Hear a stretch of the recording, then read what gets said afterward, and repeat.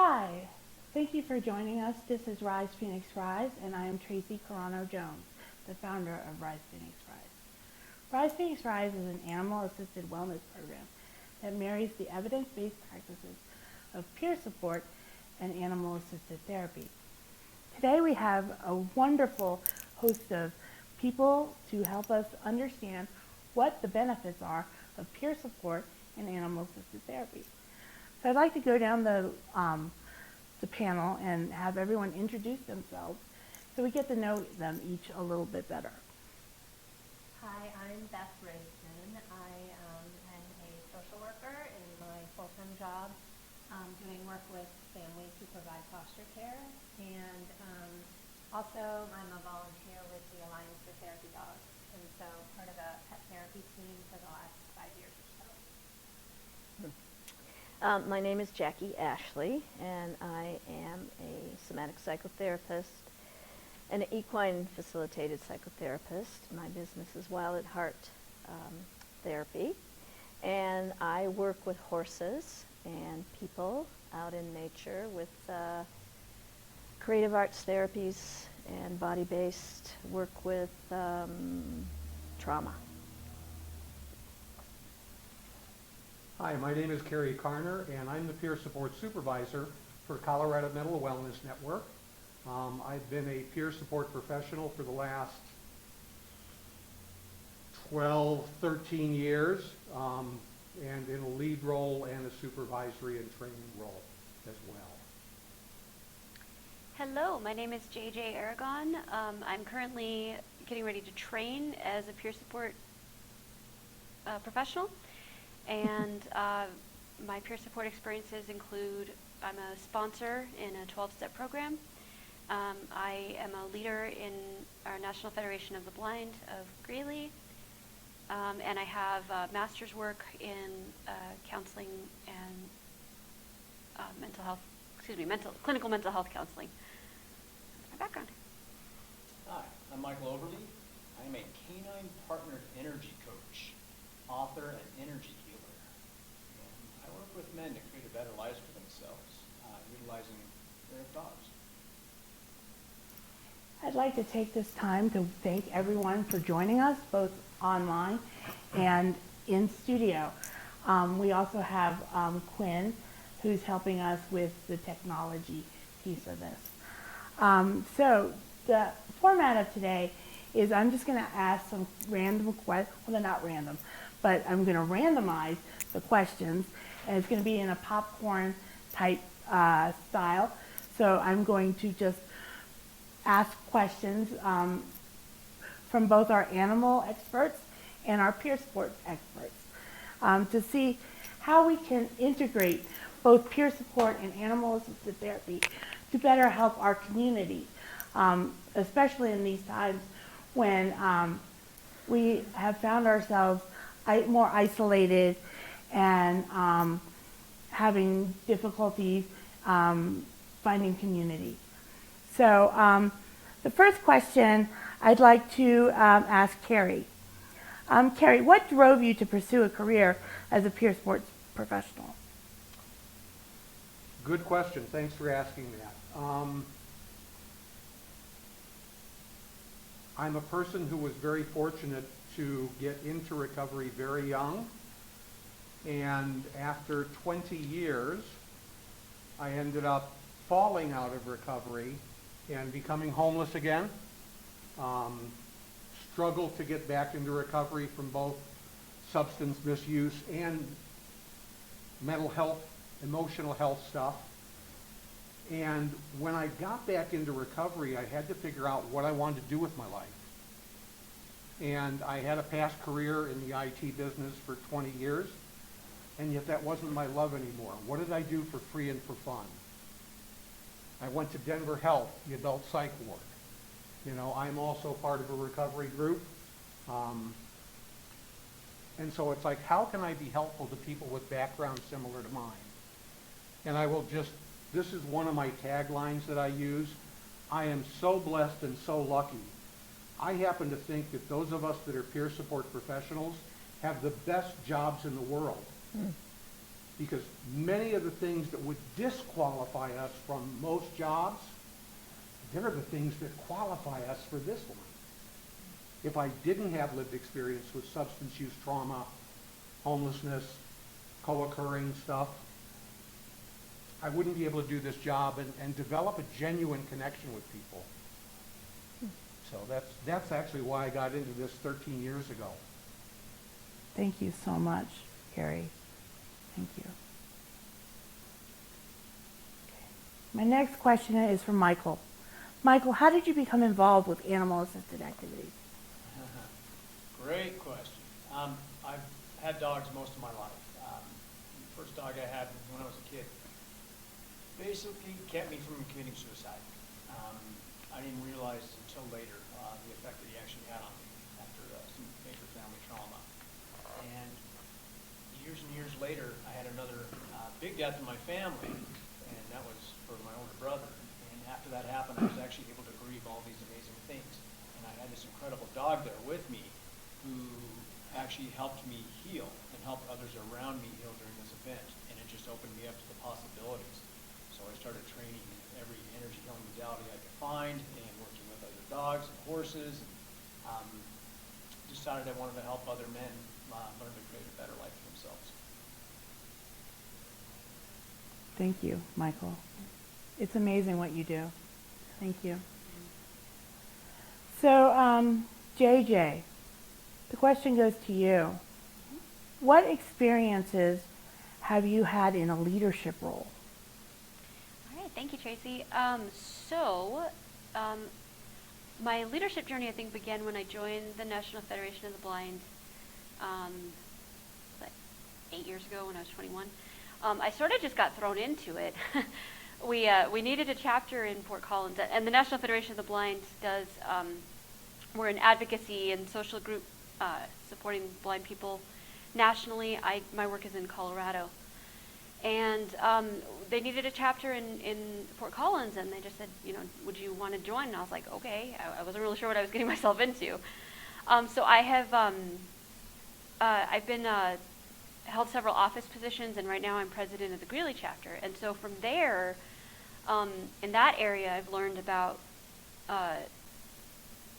leading a group of people to do different advocacy work, political work, social work. And that's been definitely a new world for me. I'm more about emotions and human connections. So, and then when I joined my 12-step group 3 years ago, it'll be 3 years in recovery for me in February. About a year in, I started sponsoring, and then I started my own meeting a year ago. And in both, I've really been able to, as a leader more or less to my sponsees, I've really been able to develop my one-on-one connection with, each sponsee and really tailor, how we work the steps, the 12 steps, and learning how to make tailor to individuals in that area. And then with the meeting, I've really learned a lot about balancing what my vision is for, this particular meeting, and still meeting, the needs of those in the group. And that's been a beautiful journey, and I've been able to bring, I think I'm most proud of my leadership in that group. I've been able to bring, so many together from around the world, and we get to, share in our recovery and grow together. And I also did some worksheets for that group. So, and I think in those, what's that, 2 areas, 3 areas, I really developed as a leader in several different ways, I would say. Thank you.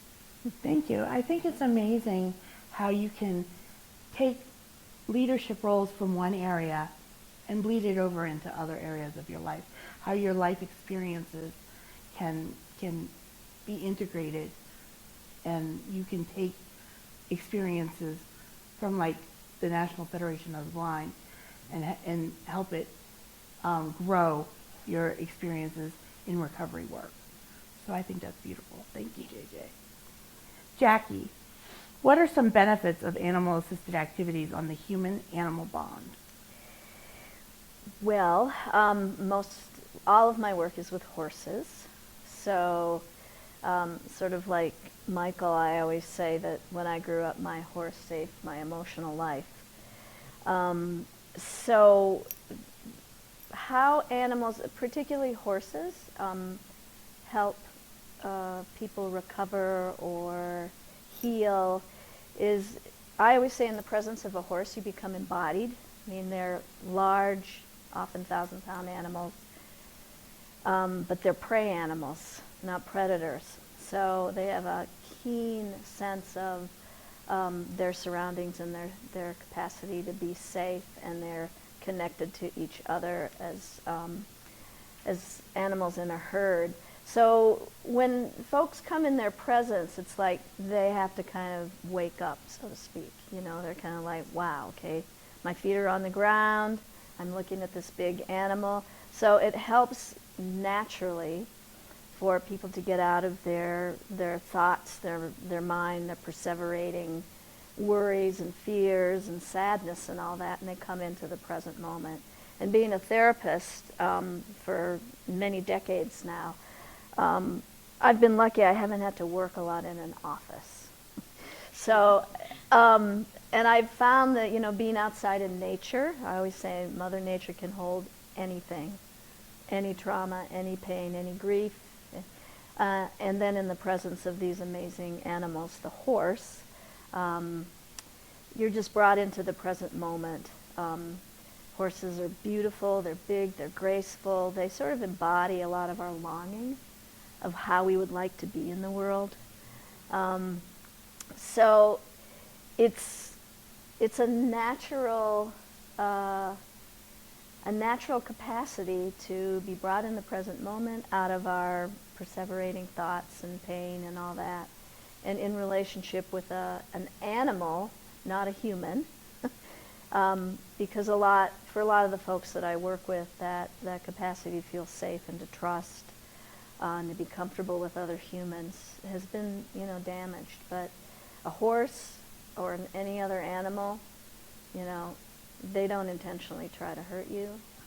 They don't judge you. They don't laugh at you. They don't care what you look like, what you're dressed as, your economic, you know, they are just there totally for you, and that's foundationally healing. Yeah, yeah. It's like non-judgmental mindfulness. Mm-hmm. Yeah. Present moment, yep. Yeah, they're like the kings and queens of mindfulness. Yeah. Yeah, that's a nice way to put it. Yeah. Get them little crowns. Yeah. So, Beth, for you I have 2 questions. So, first, what kind of training do animals need to be a therapy animal? Second, what kind of training do handlers need to work therapy animals? So I can only speak to dogs because that's my experience is being a handler for a golden retriever. And what she needed, first and foremost, is to be composed, polite, non-aggressive, calming, not easily startled by anything. And my dog in particular came to us as a rescue, but she was 2 and she just came with those things already embodied within her. It wasn't anything I did, but she showed up that way. And after I had had her for about 3 years, I thought, I don't know what this pet therapy thing is, but I think she can do it because she has this effect on people. And I would go out in public and people were just drawn to her and drawn to her gentle nature, and I thought there was a way that maybe we could manifest this and help others. So we began a training together to become a pet therapy team. And so she had the qualities, and I thought I could probably learn the qualities of how to handle her. So the training really involves understanding the types of environments you might be in and how to best work within those environments to make people comfortable, the do's and don'ts of things. Like in our, for example, my dog's 70 pounds, so she's not going to be permitted to be jumping on furniture, jumping on people's beds in like a hospital situation, or she's not a lap dog, so we're not going to be putting her on a lap, hopefully. So there are just certain things that are expected, and as the handler, you are supposed to make sure that that all stays in line, making sure she's on the leash, making sure that if there was an incident, it's automatically reported to a supervisor, for example, if she nipped at somebody, which she never would, but if she did, that you're reporting those things. So the handler is always very aware of their dog, and they're aware of how their dog is doing. Is she stressed? Are her ears back? You know, is she seem nervous? Is she panting? We don't want it to be a stressful experience for her, so we're always trying to be really in tune with our dog and be giving her positive, in my case, her positive reinforcement. So really the handler's job is more so to present the vehicle, which is the dog, as as kind of the vehicle for communicating with whoever might need her calming nature in her therapy. So I'm sort of saw myself as more the observer and her as more the link between myself and the person who might need her. Yeah, she's amazing. Yeah, she is amazing, and as Traci knows, unfortunately, very, very suddenly she passed away on Christmas Eve. Yeah, so so she's really a gift, more than a million. Traci knows her. Yeah, yeah. And it's been tough, but I feel like I have another dog in my future at some point who I can have a team with. Thank you so much for your service and for hers. Yeah. She was a gift. Yeah. Jesse, you can stay. Jesse's bowing to her. Okay, so this is a question for all of you now that you've all answered one question. Do you see value in combining peer support with animal-assisted activities? So who wants to go first? I'll jump in because I know it works. Okay. Because for maybe a decade, I worked with mental health partners, and they had a peer support program, and that peer support person was the person who actually brought a group of people out to see the horses every Thursday for 2.5 hours. And you know, without Steve, folks couldn't have gotten there. I mean, it was a big ordeal. I mean, I know he got up the crack of dawn, you know, drove to, I think, from Boulder to Longmont to get the van, and then, you know, picked everybody up and got them in the van and brought them to the barn, and, you know, did all the notes and for Medicaid and did all the paperwork so that the program could be, you know, the program could run. So without a peer support specialist, we don't have it anymore because the mental health partners cut the program. And so it kind of fell apart because folks can't, you know, a lot of folks can't drive, or if they can, they don't have a car. And, you know, just to get to the group, I mean, one person took a bus from Boulder to Longmont, met folks at Sherman Center, I think, and then got there. So, you know, without peer support specialist, and again, you know, he'd been through everything you all have talked about to the point where, you know, now he was being of service and he loved it. So it's in some ways it's essential, and it's an essential part of being able to bring, at least in my world, get people to the barn and to get the funding necessary for the groups to work. Thank you, Jack. Yeah. Thank you for talking about experience. Yeah. And I'll jump in for just a moment as someone with zero professional experience, but I can tell you that, at least in my case, my now ex-wife and I had a retired racing greyhound, and I, like you, Michael, give Hero, the retired racing greyhound, a lot of credit for helping keep me alive when sometimes I didn't want to. Was also very helpful in when I was having trouble taking care of myself, when I was too overwhelmed. Somehow in my head, Hero had to get walked every day. Exactly. So it was, even if it was, I'm just going to soak my head in the sink and then put a hat on and take the dog for a walk. When we had a backyard with doggy doors, there was no action. But in my mind, I think that using animal-assisted therapy in combination with peer support professionals for some people is a natural match. It's not going to be for everybody. Right. Not for every peer support professional, not for every person that we're privileged to serve. But when there's the match, I could see there being, Magic. yeah, magic. That's the right way to put it. That's not an evidence-based practice, though. Neither is kindness and compassion. So, oh, wait. Oh, I know about that. Yeah, I think that's why we call it trauma-informed care. If you can find the right people with the right animals, with the right population, people can feel safe with animals. You know, you mentioned about dogs, and I'm very sorry for your loss. We were going to do that with Hero, but he ended up getting bone cancer, and so that curtailed it.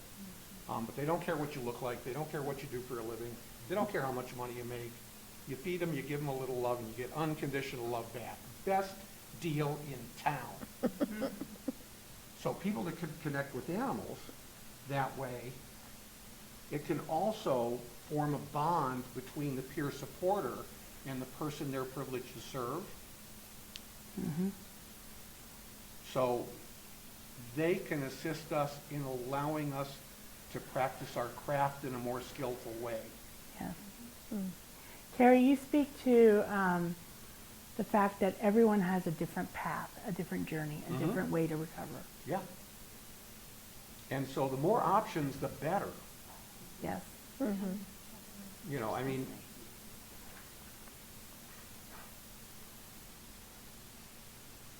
I never want to be about us versus them.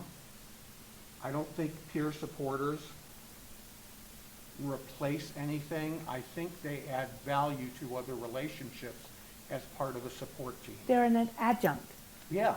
Everyone works together. It's Everyone. collaborative.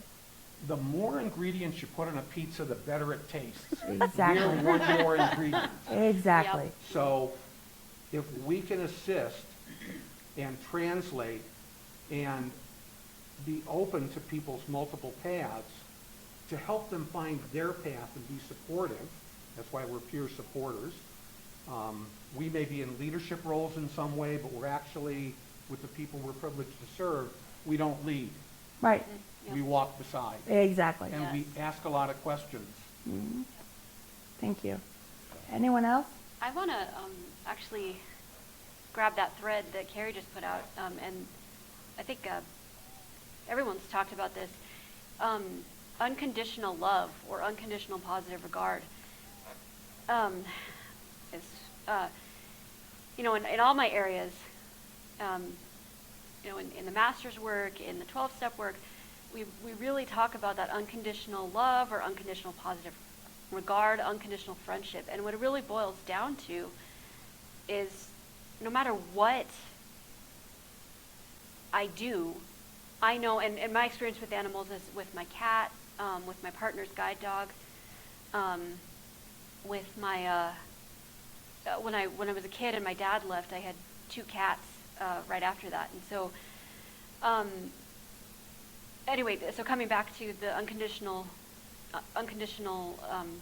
feeling, I'm just going to umbrella that. What it really boils down to is no matter what I do, no matter if my grades are up, no matter if I don't want to get out of bed, no matter what it is I'm doing, my animals are going to love me no matter what. And that unconditional feeling is so, it's such a cornerstone in any recovery work, in any work with trauma.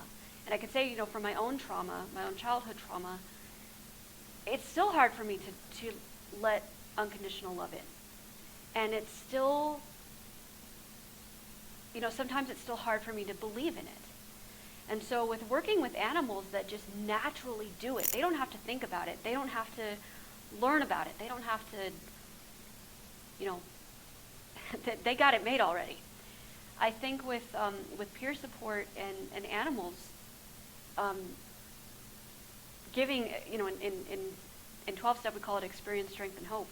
It truly is experience, strength, and hope. You have the experience of being unconditionally loved by an animal, and the strength of that, and the hope that says, okay, unconditional love is possible, and I can be worthy of it. I think that's where I see that connection happening between peer support and working with animals is that experience, strength, and hope. Thank Of you, unconditional JJ. love. That was beautiful. Anyone else? Just piggybacking on what JJ said, and Cary as well, is, there seems to be some kind of limitation in regard to the human connection. Like, we can do so much to connect with each other, but when I've brought a dog into that scenario, especially doing a lot of hospice work with my dog, sometimes there are no words, and you bring in this animal, and the healing and calming effect that she could have in these very distressing and very sad instances where maybe someone has just passed away and the family is there, and there are really no words to be spoken, but when she would lay down on her back, and the family would form a circle around her and scratch her belly, and people would start to share, memories of that person, or it was this remarkable vehicle that if I was just there by myself, trying to help this family, it wouldn't have had the same effect. And so there is this sort of unspeakable power that animals seem to bring. And it's really a beautiful thing, and I am so glad that I've been able to have that experience as someone who was gifted with a dog like that could have that kind of healing power and impact on people. It truly is astounding to me to watch. So I've called that universal beneficial presence. yes. They don't even have to do anything. Just being there is a beneficial presence, and especially it's okay to be silent in certain situations. And it's much easier when you have that wonderful beneficial presence there. And they always will offer it no matter what. Yep. They're always going to be there with it. Well, there is scientific evidence that shows that just being with animals raises your feel-good hormone, oxytocin, and lowers your stress hormone, cortisol. So it is like a natural medication, which is cheaper than buying it from the pharmaceuticals. And no bad side effects. And no bad side effects. Yeah. And it lowers your blood pressure, lowers your heart rate. So all kinds of medical documentation. Just look it up in the scientific journals. If anybody has seen Shrek 2 with Puss in Boots, that little happy cat face, that is based in reality. That releases the oxytocin. I said my partner's dog. Oh my gosh, her oxytocin eyes. Ugh. Oxytocin eyes. I call them the oxytocin eyes. That's like what is that song about blue eyes or I don't know. Never mind. There's a lot of songs about blue eyes, but Oxytocin eyes. We should make a song. Yeah. Did anyone else want to chime in on the animal assisted and peer support? Yeah, I'll chime in real quick. So I think for a lot of folks, they don't understand that there are other ways to gain access to these types of services. And whether it's a companion animal that they may already have at home, or in a more professional setting, there's things out there for you. You want to speak on that? And you just got to look and start asking. Yeah, animals bring something that we still can't even quantify. We like to say, look at the medical literature, look at the journals and the scientific data. Human Animal Bond Research Institute for Animal-Human Connection. People are doing great stuff, but there's more. It's deeper. Why do you smile when you look at a dog? That's an instant change in your energy. Instantaneous. You didn't have to do a thing. So why stop there? If you don't have an animal, your neighbor has an animal, say, hey, can I pet your dog? There's other ways. You can also volunteer at the shelters. Oh, yes. They are absolutely. always looking for volunteers. Absolutely. You can go to the dog parks. And just watch the dogs. You just watch Yeah, the dogs. you don't even have to interact. Yeah. You can go to like the barns and help out like cleaning stalls. Yeah, go mug some stables. Yep. Yep. They're always looking for help, aren't they? Oh, yeah. Yeah. You can go to like petting zoos. What else? What are some other options? Anyone? Yeah, go to the park, watch the squirrels, Yeah. count the birds.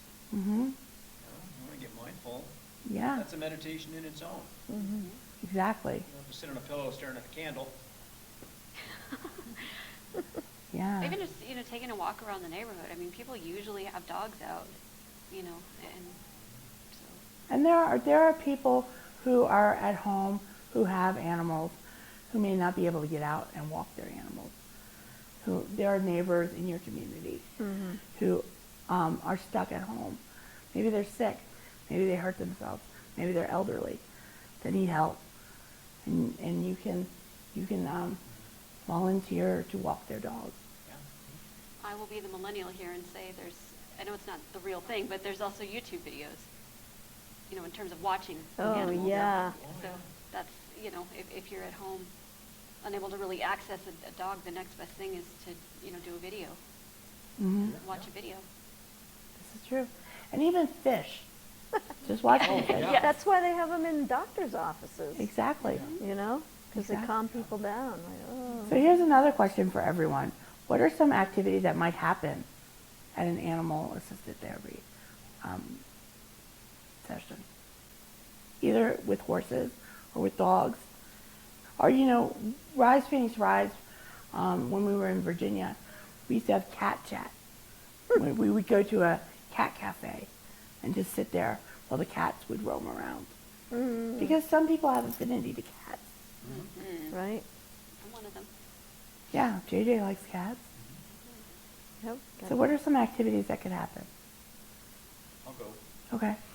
There's a special forces operator that I work with. He's retired from the military 20 years in. He's seen and done things I can't even imagine. But in the presence of his dog, he can access parts of himself that he would never let his wife, his parents, his friends see. And he can break into these parts of himself and cry and heal. And when his last dog died, I held this guy for I don't know how long. He just cried in my arms. Excuse me. And this is a guy who could take you out with his pinky, right? And he's just an amazing, tough man. And this dog accessed parts of him that no one else ever could. No therapist ever got through. He wouldn't allow it. None of his family members could get through. He wouldn't allow it. But the dog did. So there's a key.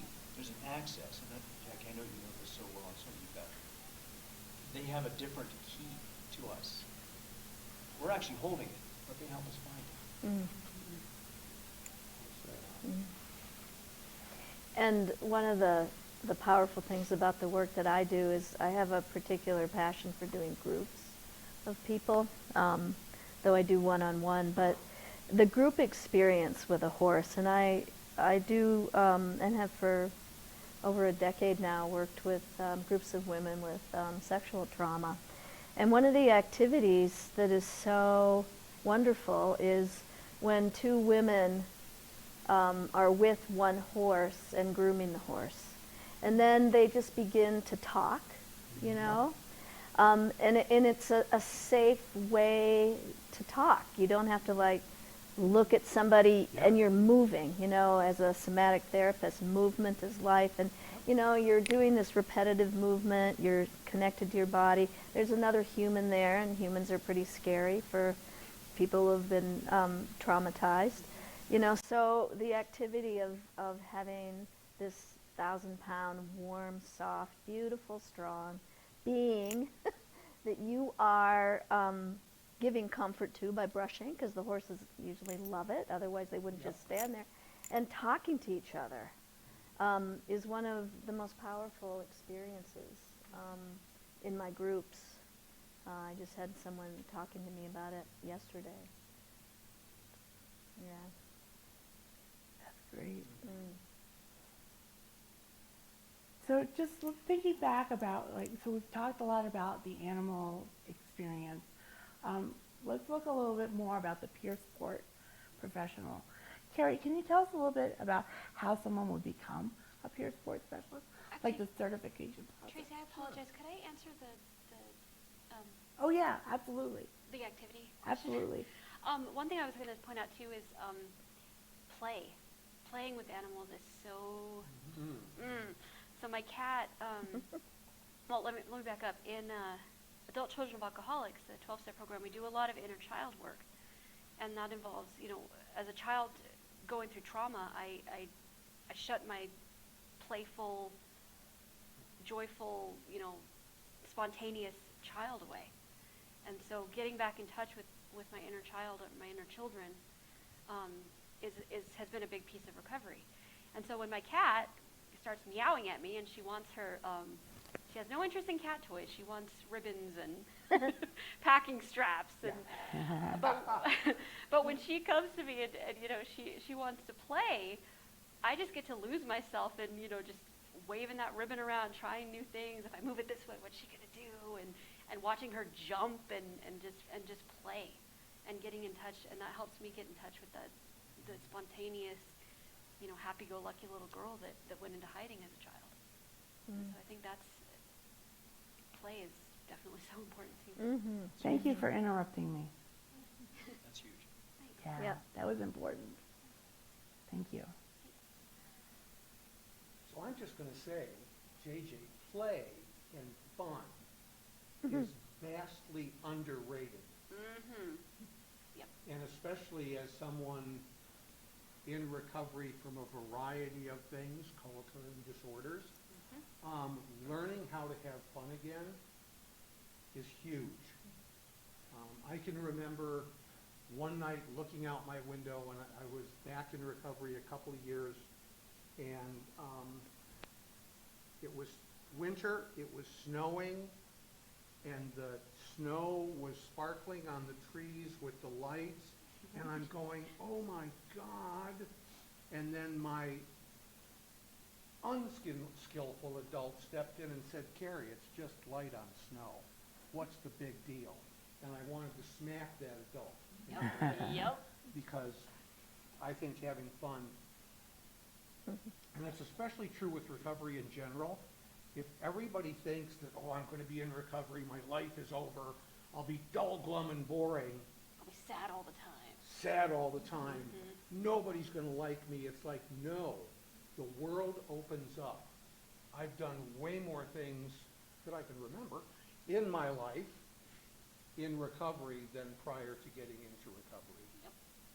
So, and you had the question about how do you become a peer support professional? Yes, the certification process. So, Colorado Mental Wellness Network actually does training for peer support professionals, and we're one of the approved trainers for the state certification. It's a 3-week course. I don't know all the specifics. When I got into this, it didn't exist. My training was actually 2 full semesters at Denver Community College with someone. But we have a very well-designed, both a screening process and training process that includes a lot of role plays and actually real-world experience. So there is a misconception, we believe, that if you're in recovery, you're automatically going to be a wonderful peer support professional. And I can tell you that's not the case. Some people are so tied to a single path of recovery. This worked for me, so it must work for you. And a peer support professional needs to be open to a variety of paths. The other thing that's really important to know is some people think they want to get into it because they're going to tell their story. And that's actually not what a peer support professional does. We use our lived experience, and we share the appropriate bit at the appropriate time with the appropriate person for the appropriate reason. And that is really critical. We learn to ask, we have to have some respectful curiosity about the people that we serve. So it's having lived experience, it's combining that with really good state-of-the-art training, and then going into a work environment that's actually prepared to have a peer support professional. Not just, we got money on a grant and it says we need to hire a peer supporter. Right. But there are lots of things that have to be in place.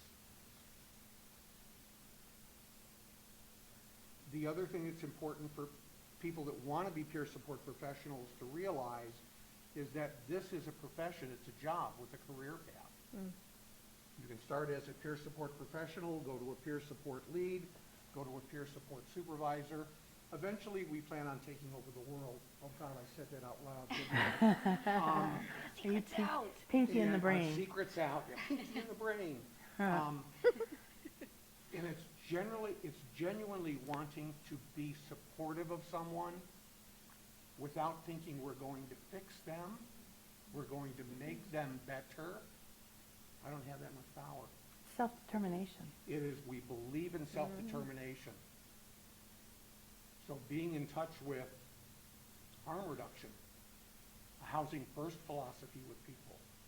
And then this is the other passion of my life because it was part of my recovery when I look back, and that's having a genuinely trauma-informed attitude toward the people we're privileged to serve.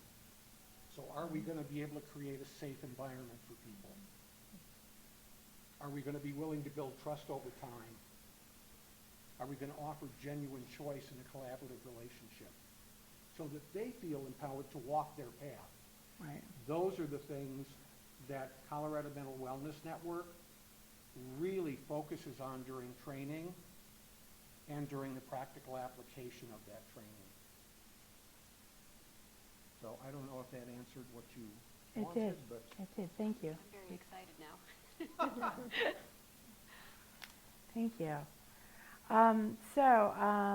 Let's see. Michael, what are some places that you've worked with people with your dogs? Like some environments. Oh, yeah, outside. If at all possible. Obviously weather dependent. I love water. Ooh. And running water seems to be particularly powerful. Because no matter what, the river's still running. So it provides a sense of constant energy, and it's very calming. A lot of people just love the sound of running water. People have little fountains in their homes or meditate to an app with the sound of running water. And being in nature by itself is huge, but being near a body of water that's moving seems to be particularly powerful. What do you think about the water? What is the energy force that makes the water so powerful? Water's completely malleable. Yeah. Constantly shifting, changing, Yeah. doesn't matter the temperature, it's still water. Yeah. We call it ice, but it's still water. Yeah, and if you think about it, that's where we come from. Yeah. Yeah, nothing exists without it, right? Yeah. So, yeah, it's powerful and it's soft at the same time. It can be hard and it can be gentle. It can nourish and it can sweep you away. Wow, that's a great image. Yeah. yes. Yeah, thank you. Beth, let me see, what can I ask you? How did you become, oh, I already asked that one. Can you differentiate the difference between a pet, an emotional support animal, a therapy animal, and a service animal? So a pet, runs the whole gamut. I mean, I thought you were going to say runs the household. We'll run Well, the Gotcha. I was gonna say- That's a given. Yeah, that's a given. So that's really a cat. Yeah, Cat yeah. as well is the boss. But, Yeah. I have always, until Heidi, my therapy dog, have had very unruly animals, dogs in particular, who have very poor boundaries and who just got into everything, ate everything, just ruled the house, but not in the best way. And so a pet is generally doesn't have, or there aren't necessary definitions around behavior. Your pet can act many, many different ways. When we're going into talking more about a service animal, for example, my understanding is a service animal is specifically trained to help somebody with a disability, and this animal is approved by the ADA and can help someone who is hearing or vision impaired, PTSD, just a lot of different conditions can travel with this person, can come into businesses, can fly on airplanes, has very special distinction this way, or this is my understanding. You can speak more to this, Traci. Emotional support animal is not an animal that's been approved by the ADA, but is there to provide mental health support to someone who may be struggling with a diagnosis. Usually this is something prescribed by a mental health professional, and provides that little bit of emotional support for somebody who has experienced trauma, who has experienced anxiety and depression, for example. And then a therapy dog, there needs to be specific training around, for both the handler and the dog and the team together, and this is usually done through an accredited organization like the Alliance of Therapy Dogs. Pet Partners is another one, where you actually get that certification and that distinction to go into schools, to hospitals, to support groups, to help as another vehicle for providing assistance and therapy to people. So there are different distinctions for each of those different categories. Some of it is what it takes to become certified. Some of it is, like I said, the ADA is only specific to service animals. So that's kind of the way I understand the distinction. Very good. Very well done. Yeah. Yay. So the very fine point is a service animal can only be a dog or a pony.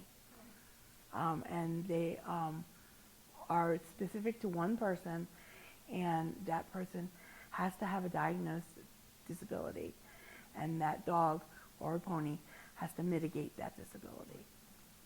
And they are the only animals that are protected under the ADA. And they are the only animals that have accessibility to go into places. Emotional support animals do not. Emotional support animals can get HUD vouchers, like you said, from a prescribed, from a mental health professional that says that they can live with the person if they have a mental health diagnosis. But they do not have full access to go into stores or anything like that. Can I offer another distinction between ESAs and pets? Yes.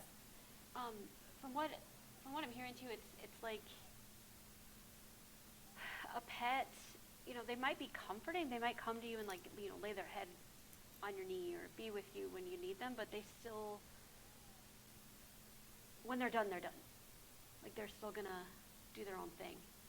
Versus I feel like an ESA, they still have that. Like my cat Courtney, I do have my what do you call that? My GP. There we go. My GP did write a note, so she's claimed as an emotional support animal. And the reason I'm okay with that is because like she will, she will come when I call her, which is kind of awesome. And she will, she's an incredible cat. If I drop something, she'll go find it. She'll like walk to it so I can find it. She'll do certain, and if I remember the first night we got her, I had a PTSD nightmare that night, and she came and, sat with me and purred. So I guess one difference I'm hearing is like an emotional support animal might be more attentive.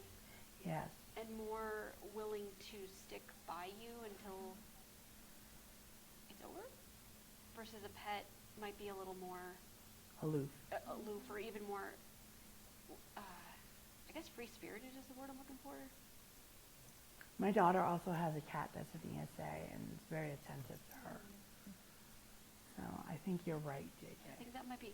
And I was talking to a friend about this recently because she's trying to find housing, and I was like, could you claim your dog as an ESA? And she's like, no, because my dog is nothing like Courtney, like doesn't, she does her own thing. And so I guess that might be a distinction. And I'm really thinking about the general public here when I say this, because I feel like that line is not always very clear. A lot of people will be like, oh, it's my ESA, but then you have a dog running around, not really being attentive. I think it's very important that the public be educated about the difference in the Absolutely. distinctions. Absolutely. Thank you. Thank you, Beth. Thank you, JJ. Okay. So I think we're coming to the close of our discussion. Does anyone have any last minute thoughts? Like burning desires is what we call it. Any thoughts? Anything you want to get off your chest? Any thoughts about this experience? Great. Yeah, this has been fantastic. I think this needs to be more commonplace. Showing people that there are different ways to access help. Yeah. Whether it's from a mental health professional or someone who works with an animal, both. Yeah, there's help out there, guys. There is. Tracy, there's one question that you shared with me beforehand, and Michael's kind of alluding to it. Breaking down those social stigmas and those social barriers. Okay, you want to speak on that real quick? Sure, to mental health. And, I think I've noticed in our society, and quite frankly, I'd say in our society kind of on maybe a global level, we're becoming more informed about mental well-being and mental health and trauma work. But I think what really draws me to peer support work is, again, it is that lived experience. And when we have panels like this, it's saying you're not alone. And like Michael's saying, there is help. There are so many avenues out there to get help. And I feel like a lot of people still think, oh, I can only get a therapist and it's going to cost me, an arm and a leg. Or I can only, do this or that. And I guess panels like this and discussions like this keep the water flowing. Keep the water flowing that again says, oh, I'm not alone and I'm going to be okay. And I think that's what we need more than anything in the world. Thank you, JJ. And there's no shame in asking for help, and I think that it doesn't matter on what level that is or what experience you've had, or if, you have to be vulnerable enough and make yourself vulnerable enough to ask for help and realize there are safe people out there, safe animals out there who will make your experience of opening up feel like you did the right thing. And I think you guys are all providing that, which is wonderful. Yeah. Well, I want to thank everyone for coming.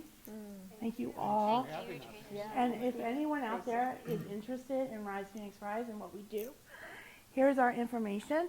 You can access us at our website, which is risephoenixrise.org. You can get our QR code or call us at 303-652-0468. Thank you so much for joining us, and we look forward to hearing from you. Thank you. Thank you all.